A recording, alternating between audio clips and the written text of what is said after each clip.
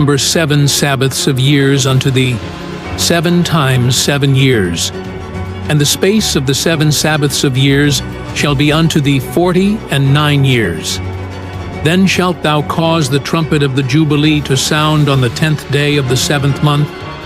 In the day of atonement shall ye make the trumpet sound throughout all your land. And ye shall hallow the 50th year, and proclaim liberty throughout all the land unto all the inhabitants thereof. It shall be a jubilee unto you, and ye shall return every man unto his possession, and ye shall return every man unto his family. 7 cycles of 7 years, 49 years, and then the 50th year, the Jubilee. In the Jubilee year, everything resets. All land returns to its original owner. All slaves are freed. All debts are canceled. The entire economic and social system of the nation is restored to its starting point. It's not just a rest year, it's a restoration year. A year where everything that has been lost, taken, accumulated, or distorted over the previous 49 years is returned to its original design. And the Jubilee doesn't begin quietly. It begins with a trumpet. On the Day of Atonement, the most solemn, most sacred day on the Jewish calendar, the shofar blasts across the land. And at the sound of that trumpet, everything changes.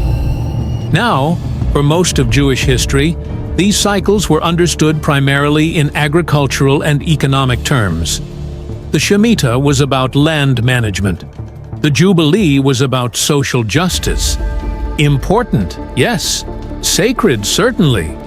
But limited in scope to the practical life of the nation. The Essenes saw something different.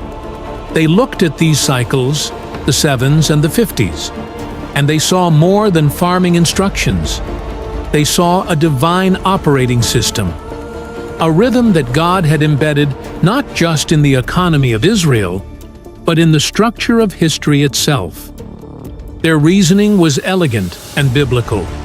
If God governs the land in cycles of 7, if He insists on a Sabbath rest for the earth every 7th year, then doesn't it follow that He governs all of history the same way?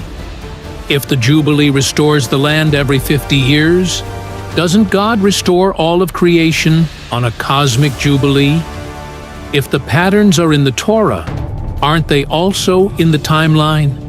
And this is where the Essene calendar becomes something far more than a worship schedule, because the Essenes took these cycles, the Shemitah and the Jubilee, and they applied them to the full span of human history.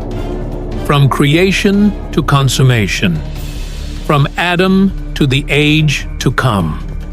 And the framework they built is breathtaking in its simplicity and its implications.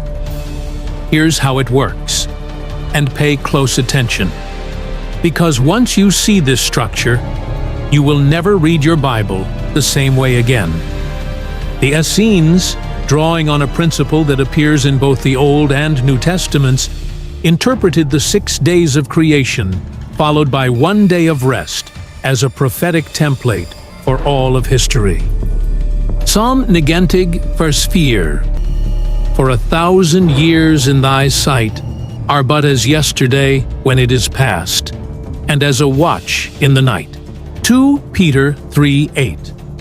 But, beloved, be not ignorant of this one thing, that 1 day is with the Lord as 1,000 years, and 1,000 years as 1 day. 1 day equals 1,000 years. 6 days of creation followed by 1 day of rest. 6,000 years of human history followed by 1,000 years of Sabbath rest. 7,000 years total. The entire span of God's plan for humanity, from the creation of Adam to the final restoration of all things, mapped onto the 7 days of Genesis. And the Essenes didn't leave this as an abstract theological idea. They divided those 7,000 years into 4 distinct ages, 4 epochs, each with its own character, its own purpose, and its own role in the unfolding plan of God. The first age, the age of chaos, from Adam to Abraham, approximately 2,000 years. This is the era of the fall, the flood, the scattering at Babel, humanity without covenant, humanity adrift. The world before God chose a people and set them apart. The second age, the age of Torah, from Abraham to the Messiah, approximately 2,000 years. This is the era of covenant, of law, of the prophets. God gives his people a framework, a code, a calendar, a system of worship, and calls them to faithfulness within it. The age of Moses, of David, of the temple. The age of promise and preparation. The third age, the age of grace, from the Messiah's first coming to his return, approximately 2,000 years. This is the age we are living in, the church age, the era when the gospel spreads to all nations, when the Spirit is poured out, when salvation is offered to Jew and Gentile alike, the age of the cross, the resurrection, and the Great Commission. And the fourth age, the age of the kingdom, the final millennium, the Sabbath rest, 1,000 years of peace under the direct reign of the Messiah, the restoration of all things, the age that Revelation 20 describes and that the prophets foretold. 6,000 years of history, 1,000 years of rest, 7 total, mirroring the 7 days of creation, with each transition from one age to the next marked by a jubilee, a cosmic reset,